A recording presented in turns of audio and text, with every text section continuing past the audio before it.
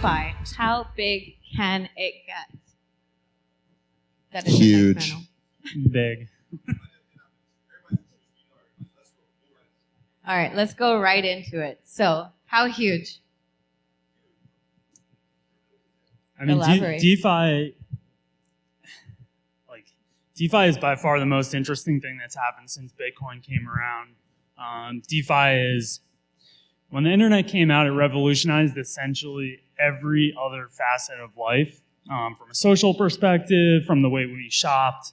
And essentially what happened as far as the banking system was, we took the same banks and we just allowed them to control their own domain again on chain, or online. And so we saw a number of fintech companies in the early 2000s, Square, SoFi, et cetera. They made marginal progress, but the true vision of the internet is peer-to-peer, and to allow things to happen in a trustless way. And financial markets are the largest in the world.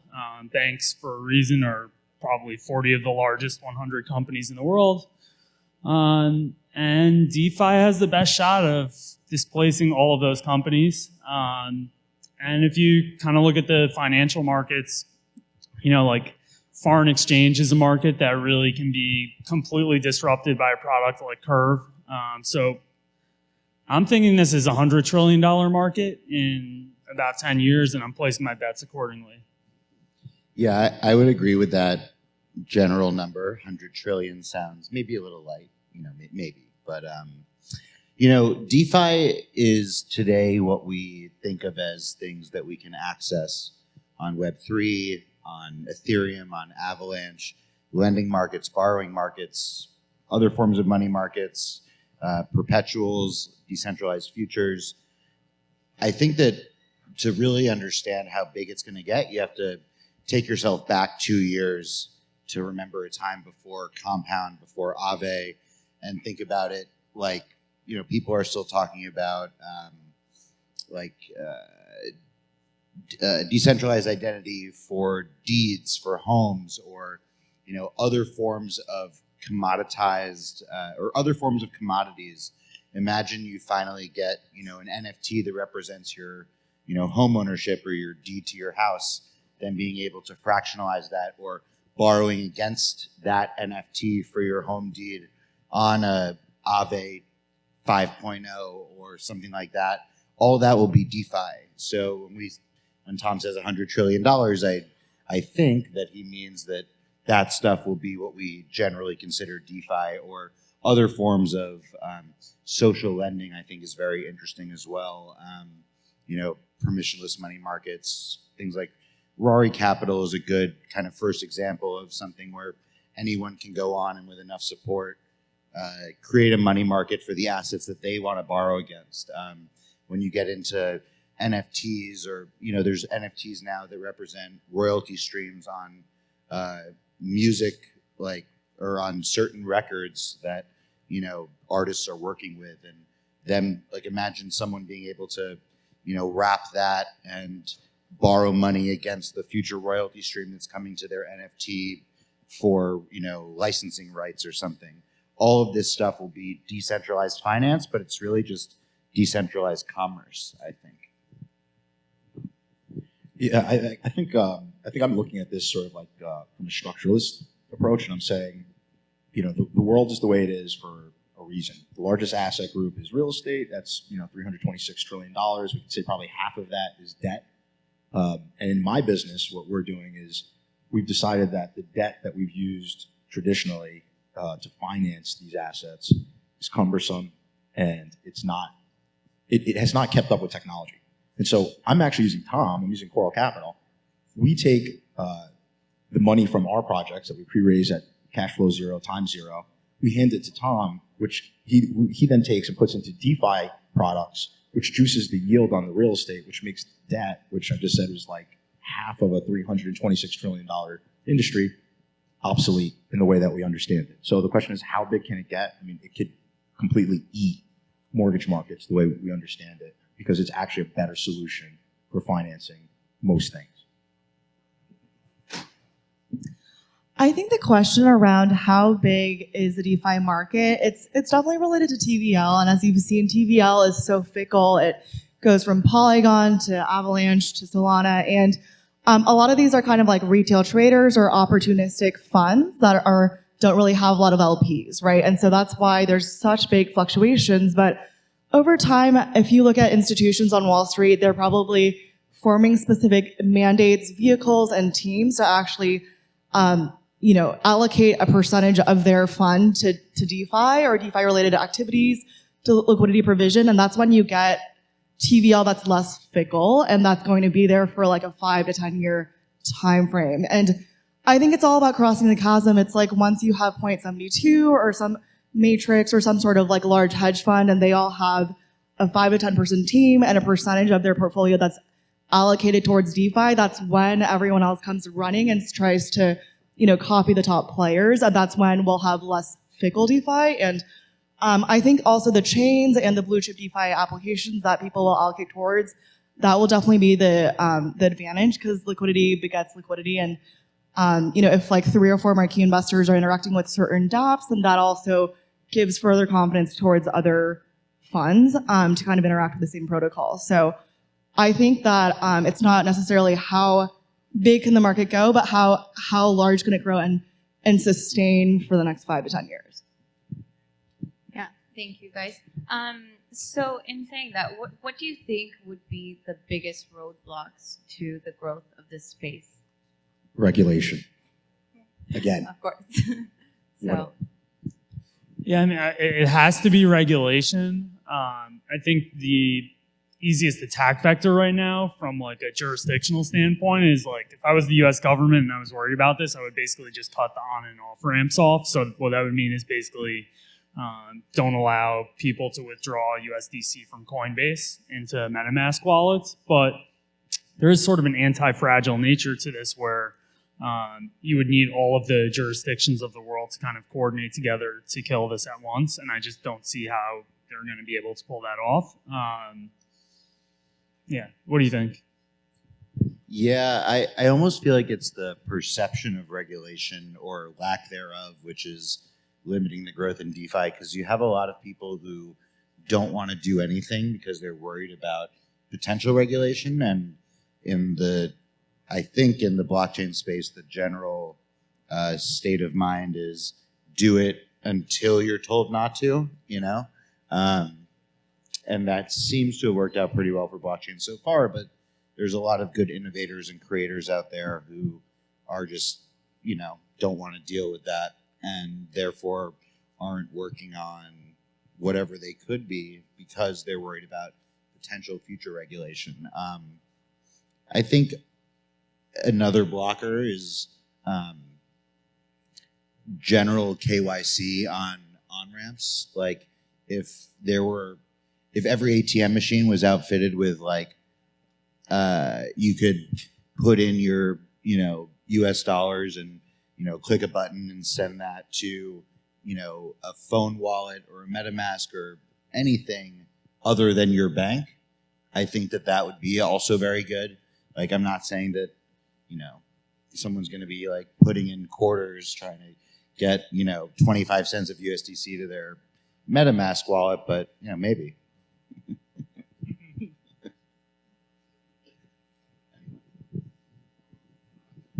So it's just around regulation.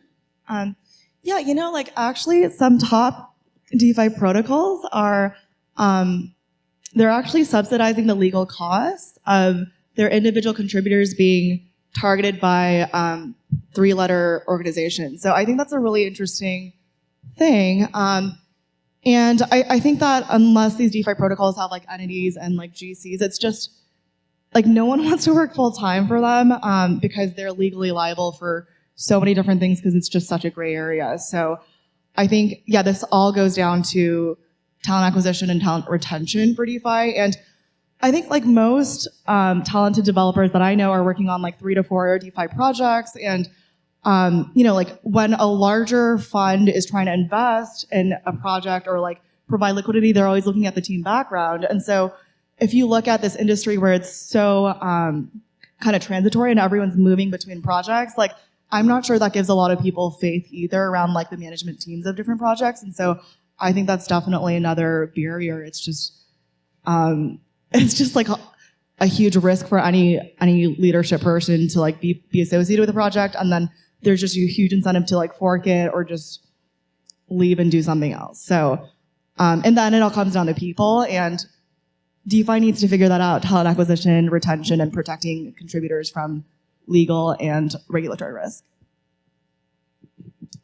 What I will say is the developers are fighting back against all these problems, like the on-ramp, off-ramp problem. There's probably a dozen different, quote-unquote, like decentralized or collateralized stable coins that have nothing to do with an on-ramp and off-ramp. So while there's one way to get money into DeFi right now, which is essentially like if you're a US citizen, put money in Coinbase, port it over, like that will change as crypto wealth grows. You know, you'll be able, well, right now you can take your Bitcoin, put it into DeFi land, borrow against it, and that market's going to continue to grow. So there's multiple ways to attack this.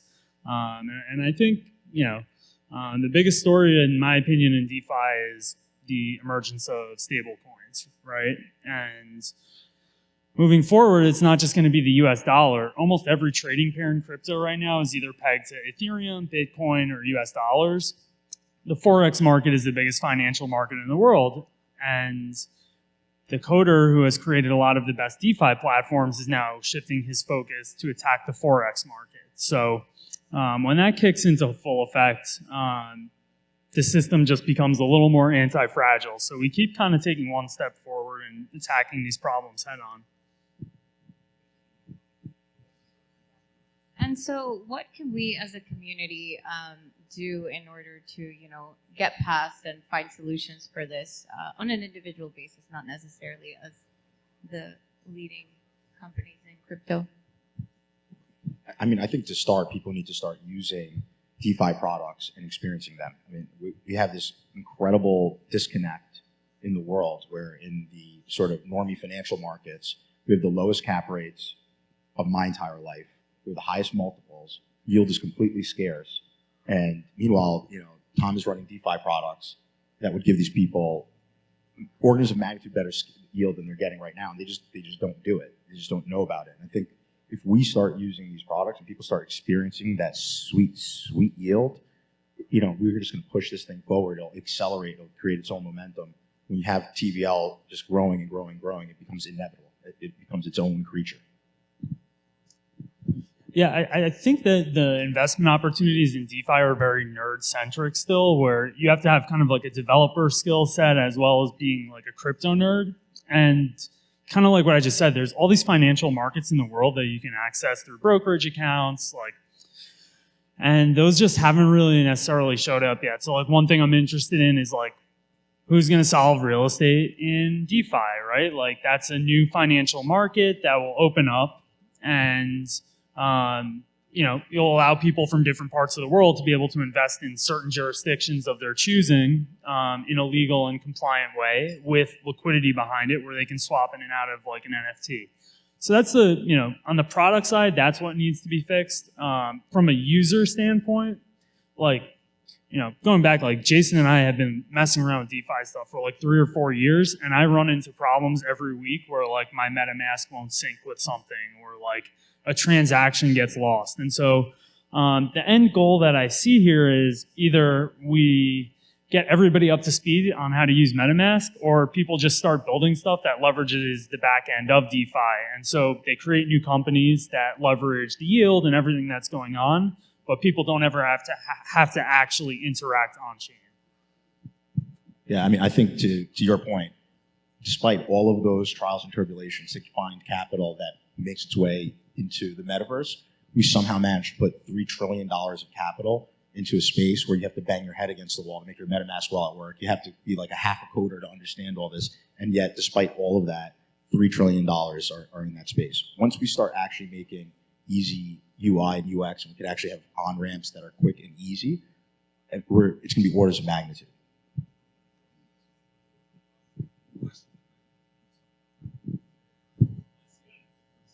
Okay, last thing. Yeah, so I've worked with companies such as Polygon and Avalanche, and I think the vision is really to onboard customers in more emerging markets who can't really afford these hefty transaction fees from Ethereum. But it's kind of an interesting scenario because in that case, a lot of the whales that people want to traditionally target as developers of DeFi projects end up really congregating towards Ethereum and Solana, whereas a lot of the retail users that are comprising the TVL for these other projects that are low cost but high TVS, it's not necessarily your target demographic. So I think it's just always a thing where it's we want to make DeFi mainstream and get as many users as possible and onboard them, but are these the right users, and should we be building for these users is a paradox that I think a lot of people see in the space. And I think 50% APY is kind of the threshold APY for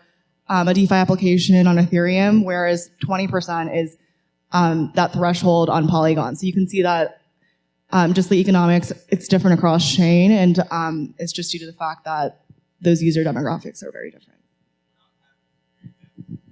I think that's the wrong question because my 11-year-old son actually codes for my project. Wow. So you're right. You said 6. I'm talking about 11. So we're in different ballparks, but they understand this stuff. It's how do you get my dad turns 85 on the 12th. How do I get my dad to understand these products? I think that should be our criteria. And you're right. And so you make big buttons, you make it very simple. The rigmarole that you have to go through to actually access these products is completely incredible. And so what we have to do is we have to simplify that whole process. Yeah, I think the point I just made is dead on, right? If you are a user on a DeFi protocol and you have to go through MetaMask and you have to use Compound, but you can earn a 7% yield, if I'm an entrepreneur, maybe I want to build something that basically does that on the back end for you and give people a guaranteed 4 or 5% yield. And so you do that. You package it into something people are familiar with, either as a savings account or an app, and there you go. Basically we have to really move away from expecting users to figure out our technical stack and build stuff that they're used to. Yeah, definitely. Something as easy as what's the easiest to use app? Snapchat. Something like Snapchat level easy, just click button, money, yield, just buzzwords, Yeah, move your money from Apple Wallet into the Snapchat savings account. Yeah. Something like that. Yeah, Snapchat savings account. Yeah. Min, how do we get something like that? How do we market it to the people? Wait, sorry? How do we market it to the people? Oh, market it to the people. I mean, I think marketing, right, it's about lifetime value, customer acquisition costs, and then return. And I think churn is a huge problem in DeFi. Every time Badger or Cream or Iron Finance gets hacked, those people get burned. And I mean, they lost a lot of money. And so I think we need to reduce the churn by kind of promoting better security practices and doing background checks on front-end developers, because a lot of the times those hacks are actually in-house jobs. But I think in the end, the customer lifetime value, we definitely need to start with CeFi, and the people that can really finance this sort of customer acquisition cost funnel are actually going to be derivatives exchanges like FTX or Bybit, or someone who's super profitable who can kind of have this tertiary product that is a little bit of a cannibalization, but not too much. But the user data has to flow from DeFi to CeFi so that they can capture the whole customer lifetime value across 2 platforms rather than solely rely on DeFi alone, because a lot of the DeFi projects don't have big margins, so they can't really finance that customer acquisition cost in the first place.